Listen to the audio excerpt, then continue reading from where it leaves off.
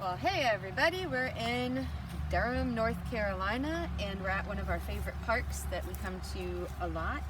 And before the spring ephemerals are over, I wanted to point out, first of all, this is a spring beauty, and this one's particularly cool because it's got this like really bright pink, like hot pink color to it. I don't know if you can get the color on there.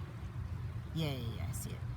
But also, this friend that we see a lot this time of year, the trout lily.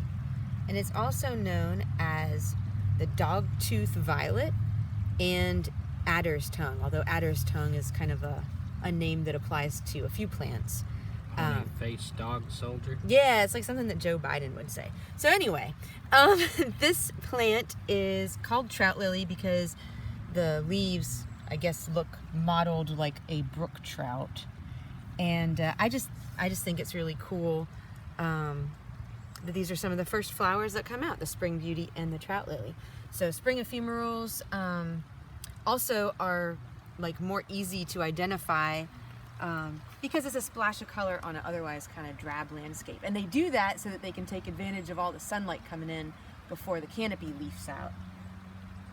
Trout lilies, Gumby and I have tried them a little bit before as far as incorporating them into our diet. The leaves, we've actually tried a little bit raw, and there's also corms or roots, little balls of root underneath that you can eat. In the books that I've read, they're better, I guess, if they're cooked. Even the leaves that said cook them in vinegar. We haven't tried that, and I've read that they can be mildly emetic, so yeah, that's why Gumby and I don't really incorporate them into our diet. But you know, not everything has to be like, ooh, what's in it for me? Something that I found interesting is that trout lilies grow in colonies, and some colonies have been dated to be over 300 years old. Wow. Oh, there's people coming up the trail. Something else is that not all of these trout lilies will flower. So if they have 2 leaves, they'll produce a flower. And if they only have 1 leaf, then they won't ever send up a flower. I thought that was kind of cool. Mm-hmm. It can take a trout lily 4 to 7 years to send up a flower. So what you're seeing here could very well be a 4-year-old or older trout lily. Wow. And yeah, it's really interesting. Like, even though only 0.5% of them actually come up with a flower, only 10% of those that are pollinated will actually have seeds that are viable to reproduce. And you were telling me that half of 1% yeah. flowers, and those are the only ones that have 2 leaves, and the ones that don't flower just have a single leaf, like this one? Yeah. And yeah, so, this is actually a really beautiful example of all the flowering trout lilies that I've seen, because I usually only see like maybe 1 or maybe like 2, but these are all just really beautiful. And they're so prolific, so that makes sense that such a small percentage, you know, to perpetuate the species, there would have to be a lot of trout lilies out there. Yeah. And you were saying that 10% of the 0.5% that flowers actually goes to seed. That's what I read on the internet. Wow. So yeah, much respect to the trout lily. I guess something else that I found interesting about the whole process was that their seeds contain this substance that's like a lipid, a fat, and a protein. And ants are attracted to that. They take it back to their little ant babies, and they feed them. Ant babies. They feed them the stuff that's on the seed, and then they take the seed out to their, basically like their landfill, their ant landfill, and they disperse the seed in their landfill, which is actually full of like ant poop and dead ants, and then the seeds will germinate in their ant landfill. Wow, so they actually kind of like actively plant it. Yeah. Like a gardener. And the other way that they reproduce is they send out a tube from the main bulb. They send it out, and it produces another bulb, and then the tube withers away. So I just thought that was kind of cool, just how they reproduce. Because I see these leaves all the time. I try not to even walk on them because I know what they are. And if you're out this time of year, anywhere from like March to May in the eastern United States, you may end up encountering a spring ephemeral such as the trout lily. But yeah, that's what they are, and I just think that they're really cool addition to our planet here. Well, I nibble a leaf now and then, and as we just read, you know, they don't advise necessarily eating too many leaves because they might make you puke, but they look edible, so as I'm walking along for years now, I've nibbled a young leaf, but I don't want to make a whole salad out of it. Yeah. But Teresa, would you mind trying to dig up a corm? Like, that's the main thing I've ever eaten from trout lily is the little root. So that'd be awesome. All right. Let's see. You're so... I wasn't planning on digging up. Oh, because when you dig it up, then it's killing it.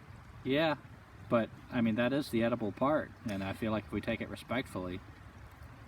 I don't know if this one's ready to give it up. Let's see. I'll see if I can maybe get one from over here. Or actually, let's see. Yeah, look at these little upside down hats. They're so cool. And did you know that these are in the lily family? So they're not violets, they're lilies, even though they're called dogtooth violets. They're in the lily family, same as the Indian cucumber that we did a video on. Oh, no, I didn't know that. This might help. Okay.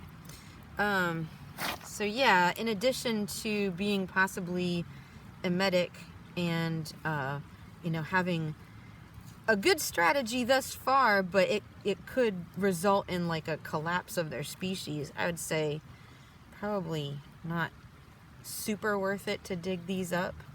I mean, depending on your situation, like if you're out in the woods, you know, sometimes you need these little bulbs, and trout lilies, at least in our area, are really abundant. I feel like I could safely harvest quite a few trout lily bulbs without hurting the population. And this, you know, Teresa's trying to dig a hole beside the plant, which is a good strategy. But trout lilies in particular, I often have the leaf break off from the root. So you got to be really careful, trout lilies, that you don't lose the root. And as you say that, I feel like I'm losing it. I'm trying to think of somebody else that eats these, or at least tries to eat them, are black bears and some chipmunks. So taking a trout lily away from a chipmunk. Oh, I've lost it, Dumby. And since we can eat that, I'll eat that. Yeah. I see something, but I'm not sure if that's it. I see like a tube. Oh, I think that's it. Oh, trout lily. Yeah, that looks like the little tuber. But when you're just starting out at this, I've dug these up before, and I'd feel confident enough to eat that because that is what I've known them to look like. But try to take the time, don't be in a hurry, and make sure the leaf is attached to the tuber just to be sure until you get confident. Yeah, I wouldn't necessarily be confident with that, but I'm confident. I will eat that, yeah. Okay. Because that is what they look like, right down to the kind of yellowish sheath on it. And then you pull that off, and you got clean little tuber. And they're really, just like, it makes sense that they're related to the wild cucumber, come to think of it, because they've got that same kind of crispness. Oh, you got one. Yeah, this one came up easier because I had already loosened everything else. So yeah, I don't think they're quite as sweet and tasty as the wild cucumber, but they're good. Yeah. So thank you, trout lily, and I can't think of anything else I want to say at this point. But yeah, if you're out for a walk in early springtime, check these out. Yeah, thank you, trout lily. lily. Say hello.